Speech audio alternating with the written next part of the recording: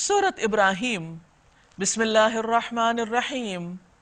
شروع اللہ کے نام سے جو بے انتہا مہربان نہایت رحم فرمانے والا ہے۔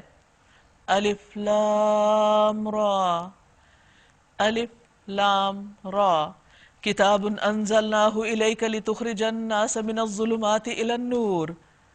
یہ ایک کتاب ہے جس کو ہم نے تمہاری طرف نازل کیا ہے تاکہ تم لوگوں کو تاریکیوں سے نکال کر روشنی میں لاؤ، ان کے رب کی توفیق سے اس خدا کے راستے پر جو زبردست اور اپنی ذات میں آپ محمود ہے اور زمین اور آسمانوں کی ساری موجودات کا مالک ہے۔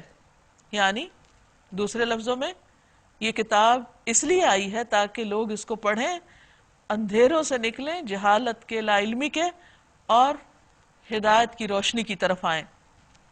اور سخت تباہ کن سزا ہے قبول حق سے انکار کرنے والوں کے لیے جو دنیا کی زندگی کو آخرت پر ترجیح دیتے ہیں، کیونکہ دنیا تو ختم ہونے والی ہے۔ جو اللہ کے راستے سے لوگوں کو روک رہے ہیں اور چاہتے ہیں کہ یہ راستہ ان کی خواہشات کے مطابق ٹیڑھا ہو جائے، یعنی وہ اللہ کی مرضی کے تابع نہیں ہونا چاہتے بلکہ یہ چاہتے ہیں کہ دین ان کی مرضی کے مطابق ڈھل جائے۔ یہ لوگ گمراہی میں بہت دور نکل چکے ہیں۔ ہم نے اپنا پیغام دینے کے لیے جب کبھی کوئی رسول بھیجا ہے اس نے اپنی قوم ہی کی زبان میں پیغام دیا ہے تاکہ وہ انہیں اچھی طرح کھول کر بات سمجھائے۔ پھر اللہ جسے چاہتا ہے بھٹکا دیتا ہے اور جسے چاہتا ہے ہدایت بخشتا ہے، اور وہ بالادست اور حکیم ہے۔ وَلَقَدْ أَرْسَلْنَا مُوسَىٰ بِآيَاتِنَا، ہم اس سے پہلے بھی موسیٰ علیہ السلام کو اپنی نشانیوں کے ساتھ بھیج چکے ہیں۔ اسے بھی ہم نے حکم دیا تھا کہ اپنی قوم کو تاریکیوں سے نکال کر روشنی کی طرف لاؤ، یعنی تمام انبیاء یہی کرتے رہے ہیں، اور انہیں تاریخ الہی کے سبق آموز واقعات سنا کر نصیحت کیجیے۔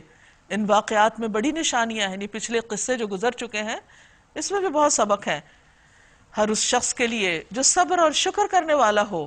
یاد کرو جب موسیٰ علیہ السلام نے اپنی قوم سے کہا، اللہ کے اس احسان کو یاد رکھو جو اس نے تم پر کیا ہے۔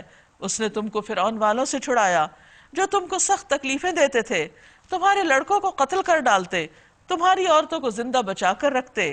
اس میں تمہارے رب کی طرف سے تمہاری بہت بڑی آزمائش تھی، اور یاد رکھو تمہارے رب نے خبردار کر دیا کہ اگر تم شکر گزار بنو گے تو میں تم کو اور زیادہ نوازوں گا۔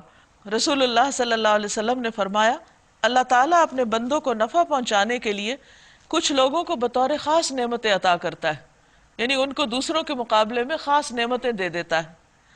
اگر وہ خرچ کرتے رہتے ہیں تو وہ انعامات برقرار رہتے ہیں، اور اگر وہ رک جائیں تو وہ ان سے سلب کر کے دوسروں کو عطا کر دیتا ہے۔ تو نعمتوں کو برقرار رکھنے کا طریقہ کیا ہے کہ انسان انہیں دوسروں پر خرچ کرتا رہے، اور اگر ناشکری کی تو بے شک میرا عذاب بھی بہت سخت ہے۔ یہ موسیٰ علیہ السلام بنی اسرائیل کو کچھ نصیحتیں کر رہے ہیں، کچھ تلقین کر رہے ہیں۔ اور موسیٰ علیہ السلام نے کہا، اگر تم کفر کرو اور زمین کے سارے رہنے والے بھی کافر ہو جائیں تو اللہ بے نیاز اور اپنی ذات میں آپ محمود ہے، تعریف والا ہے۔ کیا تمہیں ان قوموں کے حالات نہیں پہنچے جو تم سے پہلے گزر چکی ہیں؟ قوم نوح، عاد، سمود، اور ان کے بعد آنے والی بہت سی قومیں جن کا شمار بس اللہ ہی کو معلوم ہے۔ یعنی لوگوں کو تو یہ بھی نہیں پتا کہ وہ کتنی تھیں، ان کا نمبر بھی نہیں پتا، اور ان کا نام، حال، حلیہ، کلچر سب کچھ ملیا میٹ ہو گیا، کچھ بھی نہیں پتا کسی کو۔ ان کے رسول جب ان کے پاس صاف صاف باتیں اور کھلی کھلی نشانیاں لیے ہوئے آئے تو انہوں نے اپنے منہ میں ہاتھ دبا لیے، حیرانی کا اظہار کیا اور کہا، جس پیغام کے ساتھ تم بھیجے گئے ہو ہم اس کو نہیں مانتے، اور جس چیز کی تم ہمیں دعوت دیتے ہو اس کی طرف سے ہم سخت خلجان آمیز شک میں پڑے ہوئے ہیں۔ ان کے رسولوں نے کہا، کیا خدا کے بارے میں شک ہے جو آسمانوں اور زمین کا خالق ہے؟ یعنی یہ بھی کوئی شک والی بات ہے؟ وہ تمہیں بلا رہا ہے تاکہ تمہارے قصور معاف کرے اور تم کو ایک مدت مقرر تک مہلت دے۔ انہوں نے جواب دیا، تم کچھ نہیں مگر ویسے ہی انسان جیسے ہم ہیں، یعنی تکبر میں آگے، اور کہا، چونکہ تم انسان ہو اس لیے ہم تمہاری بات نہیں مانتے۔ تم ہمیں ان ہستیوں کی بندگی سے روکنا چاہتے ہو جن کی بندگی باپ دادا کے وقت سے ہوتی چلی آئی؟ اچھا تو لاؤ کوئی کھلی دلیل، صریح سند۔ ان کے رسولوں نے ان سے کہا، واقعی ہم کچھ نہیں مگر تم جیسے ہی انسان۔ کس قدر ان کے اندر عاجزی تھی، لیکن اللہ اپنے بندوں میں سے جس کو چاہتا ہے نوازتا ہے، یعنی اللہ نے ہمیں تمہاری ہدایت کے لیے مبعوث کیا، اور یہ ہمارے اختیار میں نہیں کہ ہم تمہیں کوئی سند لا دیں، وہ بھی اللہ دے گا تو دکھا سکیں گے، سند تو اللہ ہی کے اذن سے آ سکتی ہے، اور اللہ ہی پر اہل ایمان کو بھروسہ کرنا چاہیے۔ اور کیوں نہ ہم اللہ پر بھروسہ کریں جبکہ ہماری زندگی کی راہوں میں اس نے ہماری رہنمائی کی۔ جو اذیتیں تم لوگ ہمیں دے رہے ہو ہم ان پر صبر کریں گے، اور اللہ ہی پر توکل کرنے والوں کو توکل کرنا چاہیے کیونکہ وہی بھروسے کے لائق ہے۔ آخر کار منکرین نے اپنے رسولوں سے کہہ دیا کہ یا تو تمہیں ہماری ملت میں واپس آنا ہوگا ورنہ ہم تمہیں اپنے ملک سے نکال دیں گے، یعنی ہم تم ساتھ نہیں رہ سکتے۔ تب ان کے رب نے ان پر وحی بھیجی، ہم ان ظالموں کو ہلاک کر دیں گے اور ان کے بعد تمہیں زمین میں آباد کریں گے، یہ انعام ہے اس کا جو میرے حضور جواب دہی کا خوف رکھتا ہو اور میری وعید سے ڈرتا ہو۔ انہوں نے فیصلہ چاہا تھا تو اس طرح ان کا فیصلہ ہوا، اور ہر جبار دشمن حق نے منہ کی کھائی۔ پھر اس کے بعد آگے اس کے لیے جہنم ہے، وہاں اسے کچھ لہو کا سا پانی پینے کو دیا جائے گا، یعنی وہ جو زخمی ہوں گے جہنمی آگ کے اندر جلنے کی وجہ سے اس کا جو پیپ نکلے گی اور جو پانی نکلے گا وہی واپس ان کو پینے کو دے دیا جائے گا۔ نبی صلی اللہ علیہ وسلم نے فرمایا جب دوزخیوں کے سر پر گرم پانی ڈالا جائے گا تو گرم پانی اندر کو اترتا ہوا پیٹ تک پہنچ جائے گا اور ان چیزوں کو کاٹ ڈالے گا جو پیٹ کے اندر ہیں، یعنی آنتے وغیرہ، یہاں تک کہ وہ گرم پانی پیٹ کے اندر کی چیزوں کو کاٹتا اور گلاتا ہوا پیروں کے راستے سے باہر نکال دے گا۔ اور السحر کے یہی معنی ہیں۔ پھر وہ دوزخی کہ جس کے ساتھ گرم پانی کا یہ عمل ہوگا پھر پہلے جیسا ہو جائے گا، جسے وہ زبردستی حلق سے اتارنے کی کوشش کرے گا اور مشکل سے ہی اتار سکے گا۔ ایسی چیز تو اندر اترنا مشکل ہو جاتی ہے، اس کے اندر جو سمیل اور اس کا جو ذائقہ اور اس کی جو شکل، موت ہر طرف سے اس پر چھائی ہوئی ہوگی مگر وہ مرنے نہ پائے گا۔ یعنی جہنم کی ایک مصیبت یہ ہے کہ ثم لا يموت فيها ولا يحيا، اس میں نہ کوئی جیے گا اور نہ مرے گا، نہ وہ زندگی ہے اور نہ وہ موت ہے۔ اور آگے ایک سخت عذاب اس کی جان کا لاگو رہے گا۔ جن لوگوں نے اپنے رب سے کفر کیا ان کے اعمال کی مثال اس راکھ کی سی ہے جسے ایک طوفانی دن کی آندھی نے اڑا دیا۔ راکھ کا اپنا کوئی وزن ہی نہیں ہوتا، بڑے سے بڑا درخت کاٹ کے بھی اگر آپ جلائیں تو اس کی راکھ، اس کو اگر آپ تولیں، اٹھائیں، پکڑیں تو اس کی کوئی حقیقت نہیں۔ اسی طرح جو لوگ ایمان نہ لائیں وہ کتنے بھی اچھے کام کریں وہ سب راکھ کی طرح اڑ جائیں گے، وہ اپنے کیے کا کچھ بھی پھل نہ پا سکیں گے۔ یہی پرلے درجے کی گمگشتگی ہے، گمراہی ہے۔ کیا تم دیکھتے نہیں ہو کہ اللہ نے آسمان و زمین کی تخلیق کو حق پر قائم کیا ہے؟ تو جو لوگ ناحق چلے وہ پھر سوائے بھٹکنے کے اور کچھ نہیں پائیں گے۔ وہ چاہے تو تم لوگوں کو لے جائے اور ایک نئی مخلوق تمہاری جگہ لے آئے، ایسا کرنا اللہ پر کچھ بھی مشکل نہیں۔ اور یہ لوگ جب اکٹھے اللہ کے سامنے بے نقاب ہوں گے تو اس وقت ان میں سے جو دنیا میں کمزور تھے وہ ان لوگوں سے جو بڑے بنے ہوئے تھے کہیں گے دنیا میں ہم تمہارے تابع تھے، اب کیا تم اللہ کے عذاب سے ہم کو بچانے کے لیے بھی کچھ کر سکتے ہو؟ وہ جواب دیں گے اگر اللہ نے ہمیں نجات کی کوئی راہ دکھائی ہوتی تو ہم ضرور تمہیں بھی دکھا دیتے۔ اب تو یکساں ہے خواہ ہم جزا فضا کریں یا صبر، بہرحال ہمارے بچنے کی کوئی صورت نہیں۔ اور جب فیصلہ چکا دیا جائے گا تو شیطان کہے گا حقیقت یہ ہے کہ اللہ نے جو وعدے تم سے کیے تھے وہ سب سچے تھے اور میں نے جتنے وعدے کیے ان میں سے کوئی بھی پورا نہیں کیا، یعنی وہ اپنی بے وفائی کا علل اعلان اظہار کر دے گا۔ میرا تم پر کوئی زور تو نہ تھا، میں نے اس کے سوا کچھ نہیں کیا کہ اپنے رستے کی طرف تمہیں دعوت دی اور تم نے میری دعوت پہ لبیک کہا کیونکہ تمہاری مرضی بھی وہی تھی۔ اب مجھے ملامت نہ کرو، اپنے آپ ہی کو ملامت کرو کیونکہ قصور تمہارا اپنا ہے، میرا کام تو صرف تمہیں ایک غلط چیز کی طرف اٹریکٹ کرنا تھا۔ یہاں نہ میں تمہاری فریاد رسی کر سکتا ہوں اور نہ تم میری، اس سے پہلے جو تم نے مجھے خدائی میں شریک بنا رکھا تھا میں اس سے بری ذمہ ہوں۔ ایسے ظالموں کے لیے تو دردناک سزا یقینی ہے، بخلاف اس کے جو لوگ دنیا میں ایمان لائے، جنہوں نے نیک عمل کیے، وہ ایسے باغوں میں داخل کیے جائیں گے جن کے نیچے نہریں بہتی ہوں گی، وہاں وہ اپنے رب کے اذن سے ہمیشہ رہیں گے، وہاں ان کا استقبال سلامتی کی دعا سے کیا جائے گا، تحیتہم فیہا سلام۔ الم تر کیف ضرب اللہ مثلا کلمۃ طیبۃ کشجرۃ طیبہ، کیا تم دیکھتے نہیں کہ اللہ نے کلمہ طیبہ کو کس چیز سے مثال دی، لا الہ الا اللہ کو کس طرح بیان کیا؟ اس کی مثال ایسی ہے جیسے ایک اچھی ذات کا درخت جس کی جڑ زمین میں گہری جمی ہوئی ہو اور شاخیں آسمان تک پہنچی ہوئی ہوں، یعنی بلند و بالا درخت۔ ہر آن وہ اپنے رب کے حکم سے پھل دے رہا ہے۔ یہ مثالیں اللہ اس لیے دیتا ہے کہ لوگ ان سے سبق لیں۔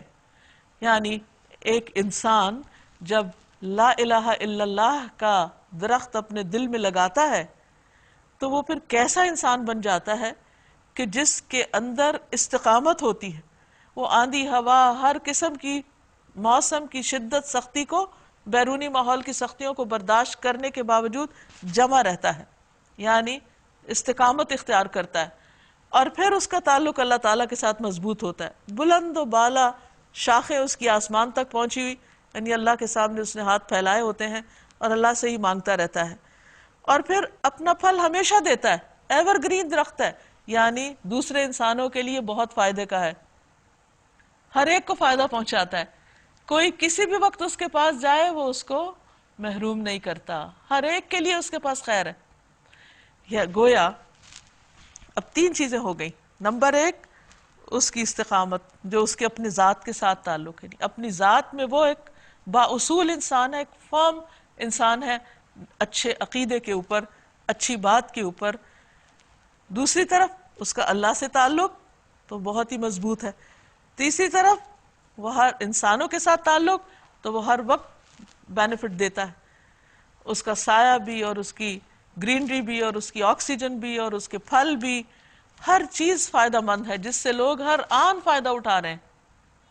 ایسا ہی شخص دراصل لا الہ الا اللہ سچائی کے ساتھ اور پورے درست طریقے سے پڑھنے والا ہوتا ہے، پورے حق کے ساتھ اس کو قبول کرتا ہے، یہ ہوتا ہے بندہ مومن۔ اس کے برعکس کلمہ خبیثہ کی مثال خبیث درخت کی طرح، یعنی اگر کسی شخص کے دل میں توحید کی بجائے شرک ہے، وہ اللہ کی بجائے کسی اور پر ایمان رکھتا ہے، اس کا بیج کمزور ہے، خبیث ذات کے درخت کا ہے، اصل ہی خراب ہے اس کی، تو پھر وہ جو درخت اگتا بھی ہے تو وہ اونچا نہیں جاتا، اللہ سے اس کا کوئی تعلق ہی نہیں، وہ ادھر ادھر پھیل جاتا ہے۔ اجتثت من فوق الارض، جڑ اس کی زمین میں جاتی نہیں، بس اوپر اوپر کچھ نظر آتا ہے۔ ما لہا من قرار، اس کے لیے کوئی قرار ہی نہیں، کہیں وہ جمتا ہی نہیں۔ تو یہ دونوں درخت بالکل مختلف ہیں۔ مثلاً آپ باغ میں جائیں، ایک طرف گھاس ہے اور ایک طرف کوئی بلند بالا درخت ہے، دونوں ایک ہی زمین میں، ایک ہی طرح کا پانی، ہوا، سورج، ہر چیز مل رہی ہے، لیکن نیچر فرق ہے، تو دونوں کی شکل ہی فرق ہے۔ اور گھاس تو پھر فائدے کا ہے، لیکن یہاں تو فرمایا کہ وہ تو کانٹوں بھرا ہے اور اشارے سے اکھڑنے کو تیار ہے، کوئی قرار نہ اس کے قول میں، کوئی قرار نہ اس کی باتوں میں، نہ اس کے اصولوں میں، نہ طریقہ زندگی میں، کوئی استقامت ہے ہی نہیں، بکھرے میں اس کے سارے کام، کبھی کچھ کرتا ہے کبھی کچھ کرتا ہے، اور جب وہ دنیا سے چلا جاتا ہے تو قصہ ختم، اس کے اعمال اس کے لیے آئندہ کچھ بھی فائدہ دینے والے نہیں۔ ایمان لانے والوں کو اللہ ایک قول ثابت کی بنیاد پر دنیا اور آخرت دونوں میں ثبات عطا کرتا ہے، یعنی لا الہ الا اللہ کا فائدہ صرف دنیا میں نہیں، موت کے بعد بھی ہے۔ بندہ مومن کو جب قبر میں لٹایا جاتا ہے، اس کی قبر بند کر دی جاتی ہے، تو فرشتے اس کے پاس آتے ہیں، اس کو اٹھا کر بٹھاتے ہیں، اور اس وقت اس سے جو حساب لیا جاتا ہے، اس حساب میں اس کی ثابت قدمی صرف اس وقت ممکن ہوتی ہے جب وہ سچے دل سے دنیا میں لا الہ الا اللہ کہنے والا ہو اور واقعی اس کو ماننے والا بھی ہو، تو اس طرح وہ اپنے اس امتحان میں کامیاب ہو جاتا ہے، اور یوں پھر آخرت میں بھی اس کو فائدہ پہنچتا ہے۔ لیکن اس کے برعکس جو دنیا میں لا الہ الا اللہ سچے دل سے نہیں کہتا، وہ قبر میں بھی نہیں کہہ پاتا، وہ کہتا ہے دوسروں کو سناتا، کہہ رہے تھے میں نے بھی کہہ دیا، لہٰذا یہ کہنا اس کو وہاں نجات نہیں دیتا۔ تو اس لیے کتنا ضروری ہے کہ انسان سچی بات کو پوری سچائی کے ساتھ قبول کرے، اور اللہ ظالموں کو بھٹکا دیتا ہے، اللہ کو اختیار ہے جو چاہے کرے۔ تم نے دیکھا ان لوگوں کو جنہوں نے اللہ کی نعمت پائی اور اسے کفران نعمت سے بدل ڈالا، اور اپنے ساتھ اپنی قوم کو بھی ہلاکت کے گھر میں جھونک دیا، یعنی جہنم جس میں وہ جھلسے جائیں گے، اور وہ بدترین جائے قرار ہے۔ اور اللہ کے کچھ ہمسر تجویز کر لیے تاکہ وہ انہیں اللہ کے راستے سے بھٹکا دیں. ان سے کہو اچھا مزے کر لو، آخر کار تمہیں پلٹ کر جانا دوزخ میں ہی ہے. اے نبی صلی اللہ علیہ وسلم، میرے جو بندے ایمان لائے ہیں ان سے کہہ دو کہ نماز قائم کریں. یعنی ایمان کا لازمی تقاضا کیا ہے کہ اللہ کے آگے جھک جائیں، اور جو کچھ ہم نے انہیں دیا ہے اس میں سے کھلے چھپے خرچ کریں، شیئرنگ کریں، دوسروں کو دینے والے بنے. ساری خیر صرف اپنی ذات تک سمیٹ کے نہ رکھیں. اس سے پہلے کہ وہ دن آ جائے جس میں نہ خرید و فروخت ہوگی نہ دوست نوازی، یعنی وہاں کوئی کسی کے کام نہ آئے گا. اگر چاہتے ہو کہ کچھ ملے تو دنیا میں اپنے ہاتھوں سے دے کر جاؤ. اللہ وہی تو ہے جس نے زمین اور آسمانوں کو پیدا کیا اور آسمان سے پانی برسایا، پھر اس کے ذریعے سے تمہاری رزق رسانی کے لیے طرح طرح کے پھل پیدا کیے. جس نے کشتی کو تمہارے لیے مسخر کیا کہ سمندر میں اس کے حکم سے چلے، اور دریاؤں کو تمہارے لیے مسخر کیا. جس نے سورج اور چاند کو تمہارے لیے مسخر کیا، لگاتار چلتے چلے جا رہے ہیں، کبھی رکتے ہی نہیں. رات اور دن کو تمہارے لیے مسخر کیا، سب اپنے اپنے ٹائم پہ آ رہے ہیں جا رہے ہیں. جس نے وہ سب کچھ تمہیں دیا جو تم نے مانگا. اگر تم اللہ کی نعمتوں کا شمار کرنا چاہو تو کر نہیں سکتے. وَإِن تَعُدُّوا نِعْمَةَ اللَّهِ لَا تُحْصُوهَا، کیونکہ ایک نعمت کے اندر پھر اتنی نعمتیں ہیں. مثلا ایک پھل کو آپ دیجئے، اس کا ذائقہ، اس کے رنگ، اس کی خوشبو، پھر اس کے اندر جو وٹامنز ہیں، جو اس کے فائدے ہیں، جو اس میں بیماریوں کے لیے شفا ہے، اور بے پناہ چیزیں. صرف اس کا رنگ ہی دیکھ کے جو ہمیں خوشی حاصل ہوتی ہے، یہ ساری چیزیں جو ہیں یہ اتنی زیادہ ہیں. یہ تو ہوا نا جو ظاہری نظر آنے والی میں نے ذکر کی، لیکن بہت سے ایسے بینیفٹس ہیں جو ابھی تک انسانوں نے جانے ہی نہیں. حقیقت یہ ہے کہ انسان بڑا ہی بے انصاف اور ناشکرا ہے کہ وہ اللہ کی نعمتیں استعمال کر کے شکر بھی ادا نہیں کرتا. وَإِذْ قَالَ إِبْرَاهِيمُ رَبِّ اجْعَلْ هَذَا الْبَلَدَ آمِنًا، یاد کرو وہ وقت جب ابراہیم علیہ السلام نے دعا کی تھی کہ پروردگار اس شہر کو امن والا شہر بنا. یعنی جب خانہ کعبہ تعمیر کر لیا تھا، مجھے اور میری اولاد کو بت پرستی سے بچا. کیونکہ ابراہیم علیہ السلام دنیا کے باقی حصوں کو چھوڑ کر اس جگہ پر اپنی اولاد کو اس لیے لا بسائے تھے تاکہ وہ توحید پر قائم رہے. پروردگار ان بتوں نے بہتوں کو گمراہی میں ڈالا ہے، کہیں ایسا نہ ہو کہ میری اولاد کو بھی ڈال دیں. لہٰذا ان میں سے جو میرے طریقے پر چلے وہ میرا ہے، اور جو میرے خلاف طریقہ اختیار کرے یعنی شرک والا تو یقیناً تو درگزر کرنے والا ہے. پھر تیرا فیصلہ ہے. بس دعا پھر بھی نہیں دی. پروردگار، میں نے ایک بے آب و گیاہ وادی میں اپنی اولاد کے ایک حصے کو تیرے محترم گھر کے پاس لا بسایا.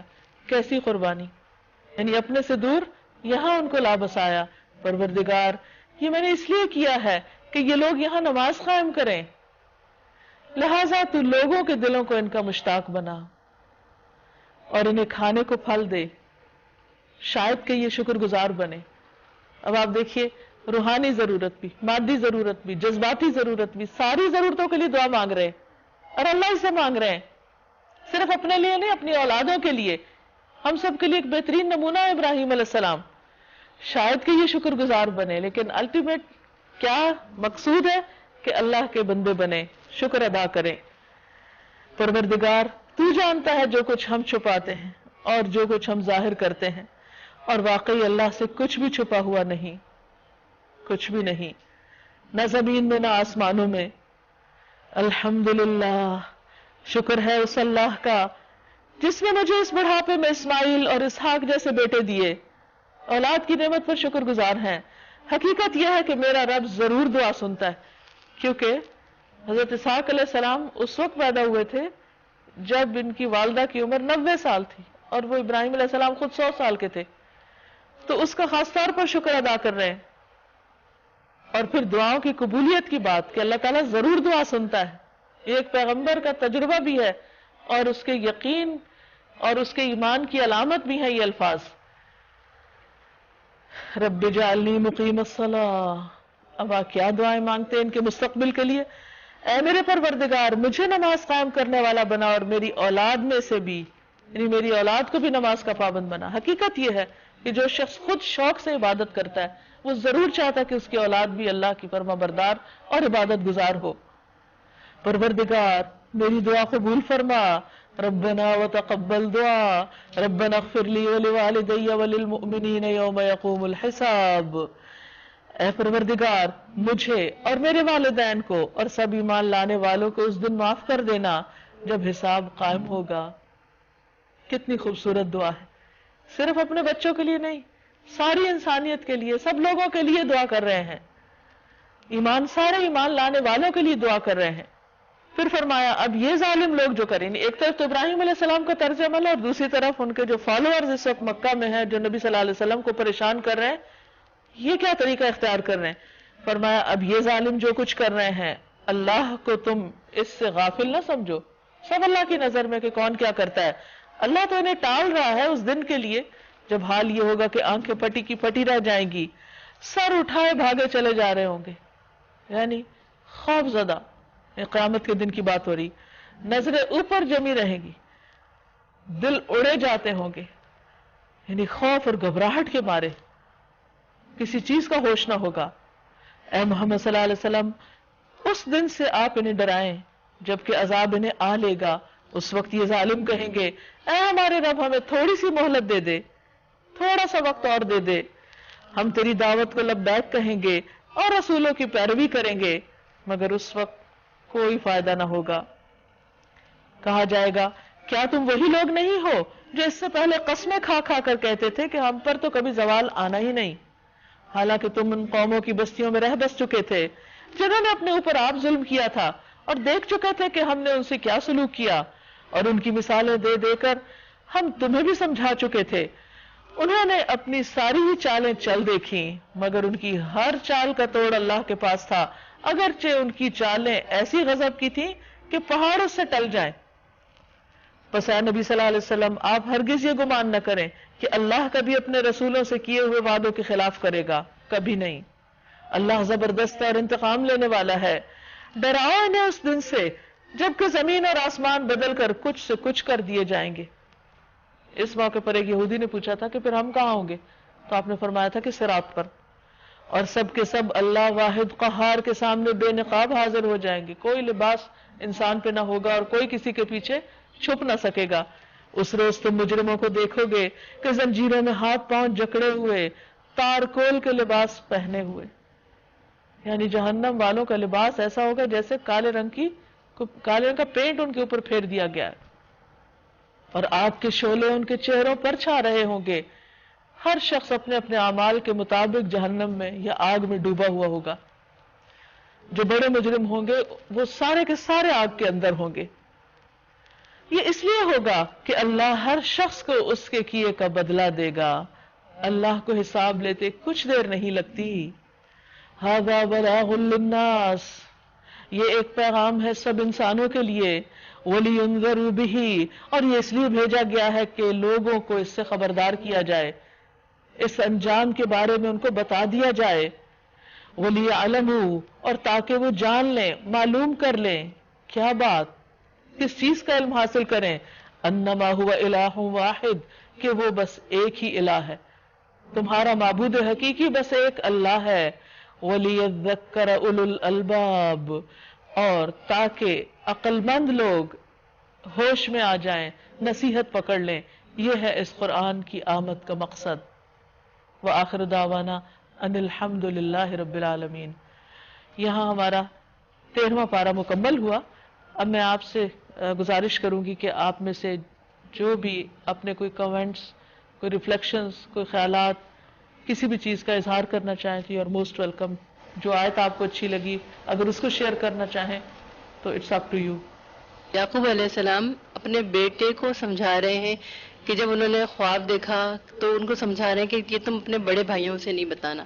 اس میں یہ بھی بتایا جا رہا ہے کہ دو ماؤں کی اولادوں کا جو ہے کس طرح کیا ہوتا ہے اور کس طریقے، تو وہ سمجھا رہے ہیں کہ ان کو پتا تھا کہ وہ جو ہے وہ ان سے جیلس ہیں، تو ان کو بتانا چاہ رہے ہیں کہ تم ان کو نہیں بتانا کہ کہیں تمہارے ساتھ کوئی زیادتی نہ کر دیں۔ اور پھر جو ہے سورۃ ابراہیم میں جو ہے ایک عورت کا کردار بھی دکھایا جا رہا ہے کہ حضرت ابراہیم علیہ السلام جو ہے وہ بچے کو اور ماں کو چھوڑ کے ایک بیابان جگہ پہ جا رہے ہیں، اور وہ عورت جو ہے ان سے کوئی شکوہ اور شکایت نہیں کر رہی۔ یہ بہت بڑی بات ہے۔ آپ میری طرف دیکھ کے بات کریں۔ حضرت یوسف علیہ السلام کے کردار کی پختگی دیکھیں کہ انہوں نے اپنے بھائیوں کو جتایا تک نہیں، اور معاف کر دیا. اس چیز کو شیطان کی طرف سے منسوخ کیا کہ شیطان نے ہمارے درمیان جو دوری ڈال دی تھی, اور اپنی ماں باپ کی بھی اتنی عزت اور اتنی عاجزی اور انکساری اور حسن اخلاق. تو ہم لوگوں کو بھی اپنا برتاؤ جو ہے اس پہ نظر کرنی چاہیے.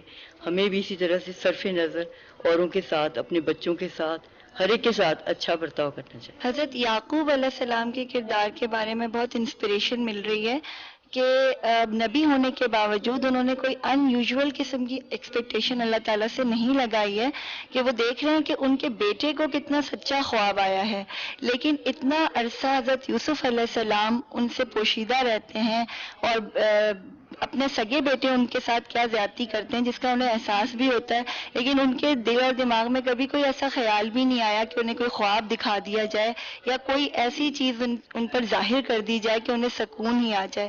وہ ایک خاص مقرر وقت پر ہی ہوا.